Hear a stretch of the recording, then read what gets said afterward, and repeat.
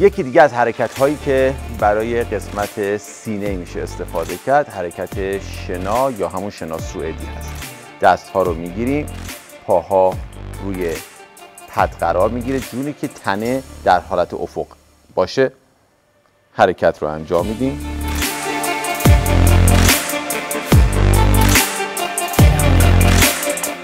بالا کنترل و حرکت بالا کنترل رو می‌گیریم سمت بالا کنترل.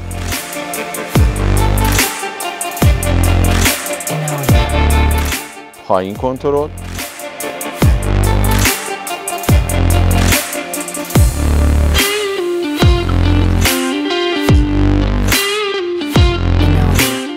پایین مکس.